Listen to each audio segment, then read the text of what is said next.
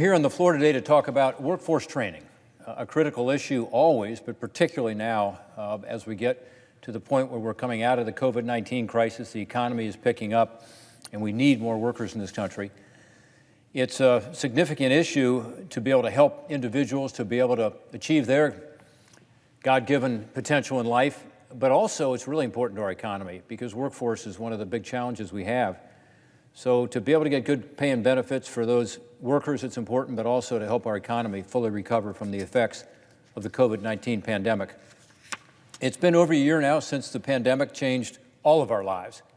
In the early weeks and months of that crisis, it looked like things were going to continue to be really tough. I stayed in touch with business owners and workers across my home state of Ohio to hear how they were handling the closures, the layoffs, the other painful side effects of the crisis in those early months. Finally, things are getting better, and we're beginning to see more reopenings. In Ohio, we just learned that people are going to be able to get vaccinations if they are 40 years old or older versus 60 years old and older as of the end of this week. And within another 10 days, everybody 16 years and up will be able to get a vaccine. And we've opened up some wonderful mass vaccination center. I volunteered at one on Saturday, spent 5 hours directing people, and heard a lot of emotional stories about people really excited about getting back to their families, grandparents being able to see their grandkids for the first time in a year, and the opposite, children being able to visit their parents or grandparents for the first time since the COVID-19 crisis hit, and people excited about getting back to work and back to school. So we're going to be able to see this because of Operation Warp Speed and the heroic efforts of our medical researchers begin to help move our economy forward. In fact, we just found out that the economy added a healthy 379,000 jobs in February. That was encouraging. And more businesses, again, are reopening and replacing the signs that said closed because of COVID to signs that now say help wanted. I was at a hearing today, and the representative from the National Association of Manufacturers told us that there are over 500,000 manufacturing jobs that are being offered right now. In other words, there's a shortage of manufacturing skills right now. So that's a good thing in the sense that that means there'll be opportunity, but we've got to have the skills to be able to fill those jobs. Perhaps most promising, the Nonpartisan Congressional Budget Office, called CBO, it's a group around here that gives us advice on the economy, said that even without the most recent spending package, the $1.9 trillion package, that the economy is going to recover to where it was pre-pandemic by mid-year. So by June 30th, they think the economy will be back where it was pre-pandemic. And we had a good economy then. In February a year ago, we had the 19th straight month of wage growth of 3% or more. We had 3.5% unemployment, 50-year low. We had historically low unemployment for blacks, Hispanics. We had the lowest poverty rate we'd had in 60 years. Things were going well, not just for the economy, but bringing people out of the sidelines and into work. But obviously the pandemic hit hard. And now, as the economy begins to recover, again, we've got to be sure that people have the skills they need to take advantage of a growing economy. The pro-growth policies that we've had along the way, including the tax cuts, tax reform, regulatory relief, had helped to make sure that economy was not just strong, but also inclusive. So we've got to keep that up as well. But just as the biggest challenge pre-COVID, when we had a strong economy, was finding workers with needed skills, we're back there again. So if we want to get back to the kind of economy we all want, the workforce challenge has to be addressed. In fact, again, I think will be an even bigger challenge now because during COVID-19, there has been dislocation in the economy. Some jobs have been lost, and people have to find new jobs and develop new skills. Some are going to have to leave the hospitality industry, for instance, and they might want to go into the tech sector or go into the manufacturing sector or the healthcare sector.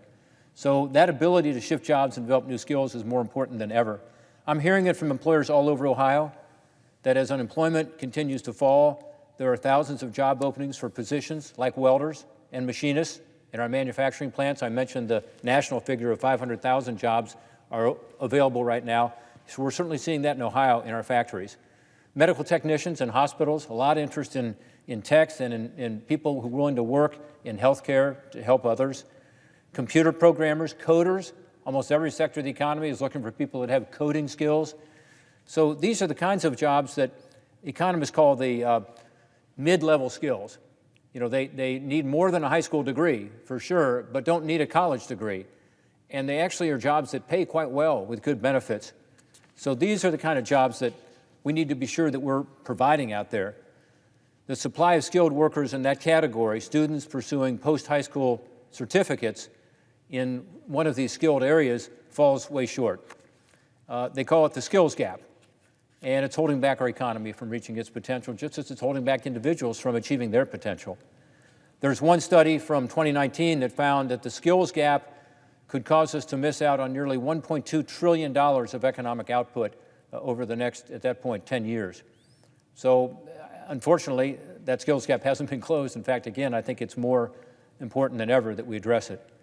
The best option, I think, is to tackle it head on by getting more people enrolled in these programs that can provide the skills training and equip them with the specialized skills that they need.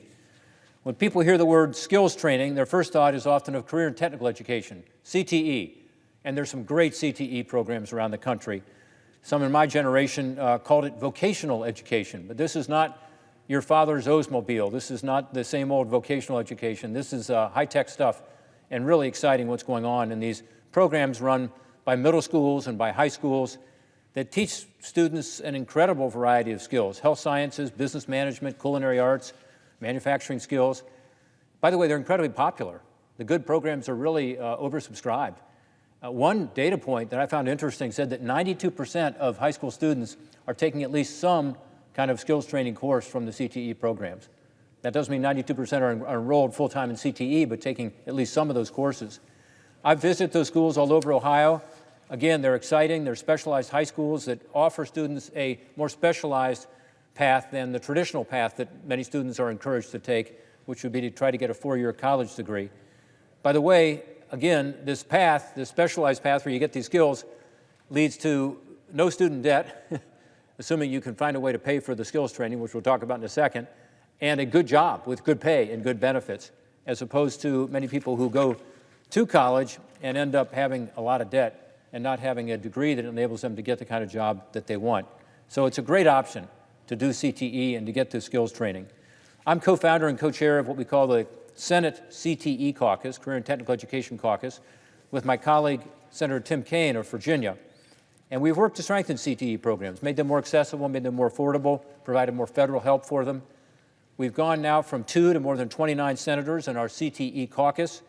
Our goal is to increase awareness of these CTE programs and the skills training they provide and get students interested in that kind of career training, provide the resources and opportunities that will then provide them what they need for good jobs with good pay. We have also worked together on bipartisan legislation to make sure the federal government is a better partner to states and local communities as they work to ensure that young people have these skills to find good jobs. But CTE at the high school level alone isn't going to solve our workforce needs. Most industry-recognized certificates require more than the CTE training. They require a higher level of training.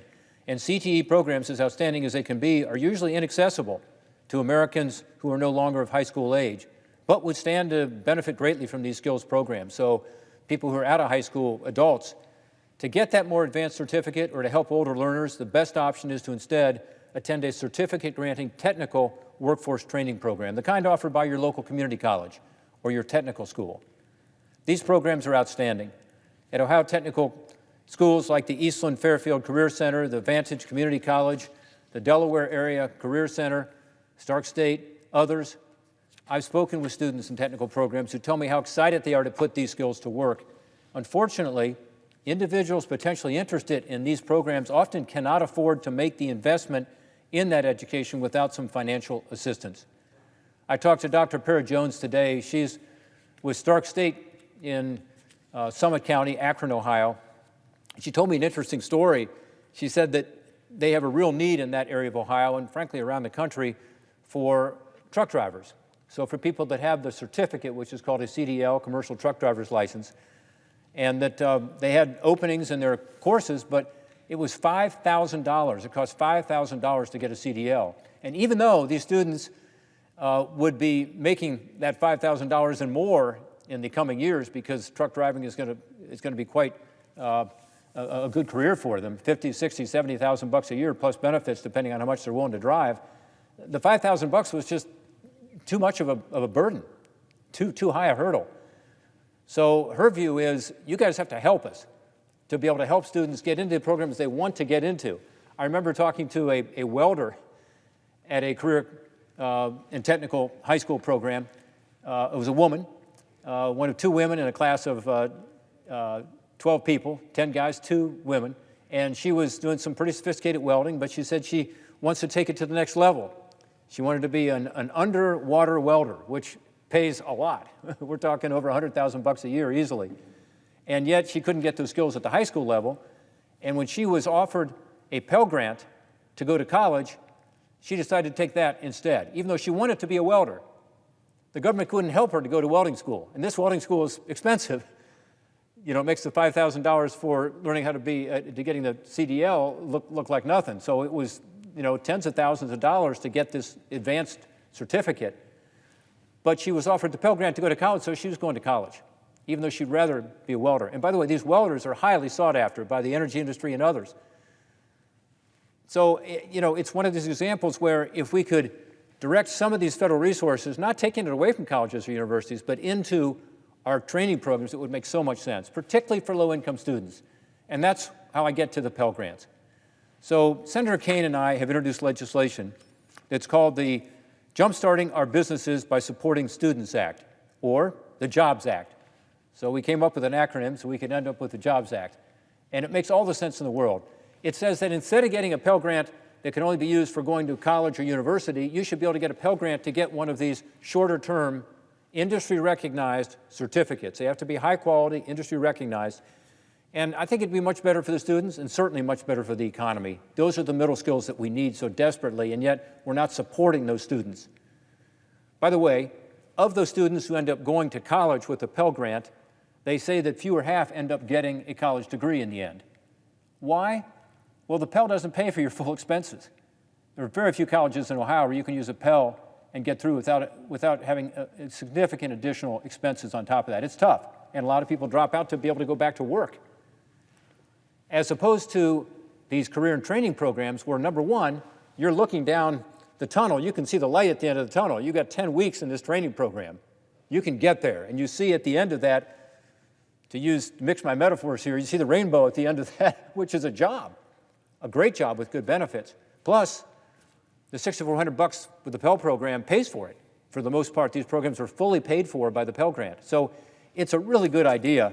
And the Jobs Act is something that Senator Kaine and I have introduced before, and we're introducing again this week. We want these low-income students to be able to get what they need, to be able to get the good job, and we want our economy to be able to get those positions filled so that we can continue to grow our economy as a country. By the way, it doesn't mean these students aren't going to go on to college or university. I was at a CTE program several years ago talking to some students, one of whom was going to a local manufacturer who was a supplier to GE Aviation, which makes aircraft engines. And he ended up going $50,000 a year at the time, good benefits, to this manufacturer. He was learning welding and other skills. Well, that company ended up paying for his college later, which I later found out, which is not atypical. So it's a good example of where it doesn't mean you're not going to go to college. Some people will want to, some people won't. This young man wanted to get an engineering degree, and the company was happy to help him do that, to be able to come back to that company and to provide those skills. So whether it's learning how to conduct HVAC installation, how to operate factory machinery, how to program computers, these programs teach students practical, transferable skills to be able to keep our economy moving.